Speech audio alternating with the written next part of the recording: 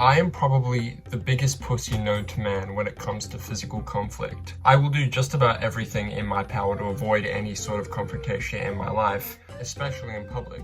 That said, 2023 has introduced me to something that I previously didn't know existed, and it's something that I've gotten really hooked on, and that is Twitter fight videos. Show me your moves!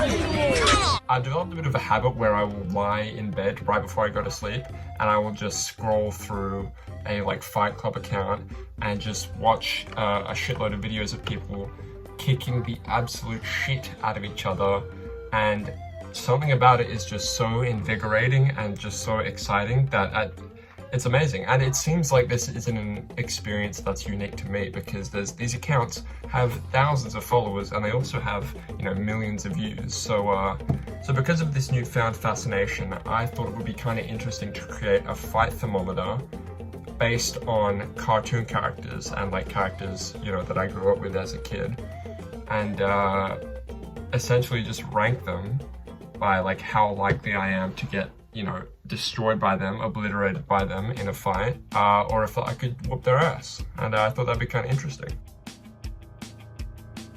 Alright, first off, we have a pretty baseline, pretty standard, like, I guess, character to put, and that's Mordecai from Regular Show. I feel like Mordecai, he's a blue jay, he is a bird, and birds are, like, I think by nature, birds are very overconfident animals, and they are very, like, they will just charge anything, and, you know, they're able to win a lot of fights just before they even start, because they, yeah, I don't know, I'm trifling. He's anthropomorphic. Okay, so I imagine he looks in the show to be quite tall. He looks to be, I'd say he's about my height. So you know what, I think he pretty evenly goes on the fair fight tier, I would say.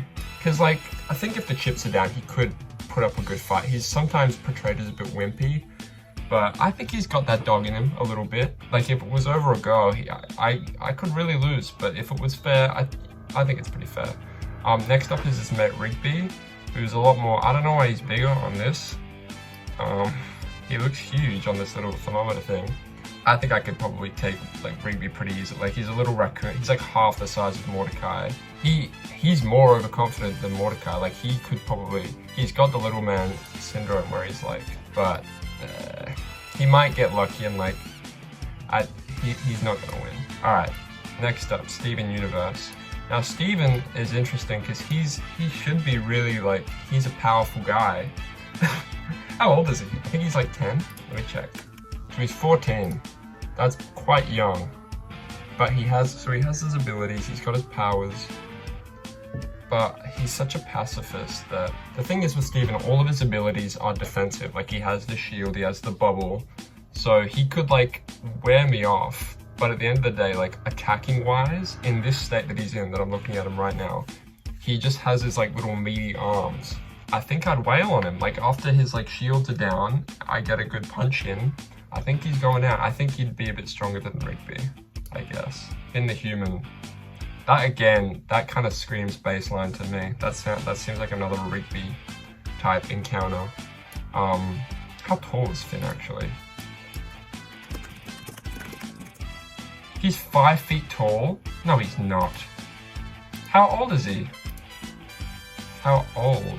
How is he 17 but he's 5 feet tall? I think you're getting wailed again, Finn. He's pretty, like, he's a strong 5 foot dude, so, like, and he's well trained, so maybe I'll, like, chuck him, like, a bit here. But, like, 5 foot? Might get eaten. Jake. Now, I know what you're saying here with Jake. He's got his stretchy ability, he's quite powerful, he's quite mysterious. I see that too, but there was that one episode of Adventure Time where Finn and Jake have that huge fight, and they, like, portray it as, like, a pretty even endeavor. Like, they're getting pretty, like, they're both by the end of it pretty unequal. It's like, oh, they tied, but I think that's bullshit. I think Jake could fucking murder Finn if he wanted to, with, like, very little trouble. Because he could just, like, shrink down and, like, go inside him and then get big, or just become huge and just, if Finn had a sword, he would beat me, but I'm talking about, like, no weapons, you have to go into this. But Jake is, like, he would kill me. I think Jake would kill me. Clarence, He's dying. I'm killing Clarence. This? What you get, Clarence? This is what happens when you... He looks happy now, but he is going to die. Gumball as well. He's like Rigby tier, but maybe a bit, because he's a child, he's less. And Darwin even less than him. Like, that is major. I'm realizing now that all of these people are pretty weak. This tier list is looking a little skewed. I guess we move, because next is Peter Griffin. And Peter is good for this list because he's actually a lot stronger than most of these characters. Like, there was that one part where he kicks the shit out of that one kid. I'm taking your shoes. But then again, how old is he? Like, I'm gonna guess he's like 40 or something. I think he would kick my ass probably. Maybe not as much as Jake. Like, he wouldn't destroy me because Jake would kill me. Like, but he would beat me. Dipper as well is like getting screwed in Gravity Falls. He's getting his ass beat. No confidence. He's like 13. He's gonna die. Mabel is probably gonna do better, but by a little bit. She has more confidence, and that's about it. Grunkle Stan though, I know what you're thinking. It's like, oh, he's an old dude. Like, look at him. He's so silly. Like, it's probably pretty fair. Like, I don't know, man. I think he might just completely deck me. Like that one episode where he was like, he's a powerful guy. When he was killing all those zombies, he's seen some shit too. He's had to fight like crazy stuff. I think he would annihilate me, frankly. And it would be rough. He would like just kick the shit out of me with like knuckle dusters on.